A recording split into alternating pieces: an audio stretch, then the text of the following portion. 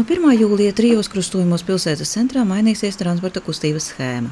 Te ir Lāčplēša cietokšņa, Lāčplēša vienības un Saules cietokšņa ielas krustojumi. Visiem ir zināms, ka vadītājiem ir uzmanīgi jāseko ceļa zīmju norādījumiem.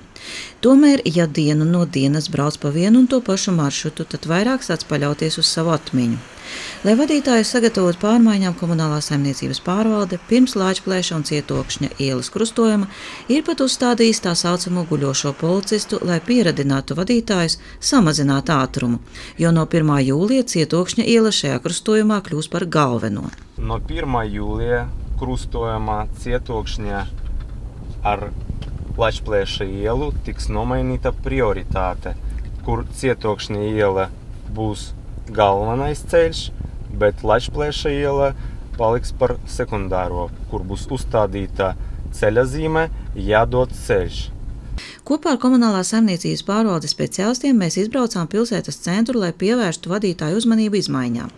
Tātad Lāčplēša un vienības ielas krustojumā autovadītāji ir pieraduši, ka tramvajs dod ceļu. Krustojumā vienības ar Lāčplēša ielu tiks nomainīta prioritāte, kur vienības iela būs galvenais ceļš, bet Lāčplēša iela paliks par sekundāro.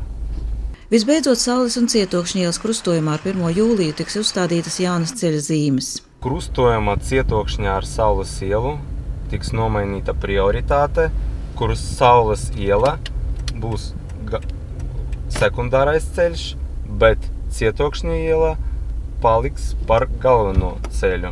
Tiem, kuriem izmaiņas satiksmes organizācijā krustojumos izraisīs zināmas neērtības, rodas jautājums, kāpēc ir jāmaina tas, pie kā jau visi ir pieraduši. Pēc mūsu aprēķiniem izrādījās, ka Cietokšņa iela satiksmes intensitāte ir vairāk nekā 3000 diennaktī, bet Saules iela ap 1000 diennaktī. Tātad tas nozīmē, ka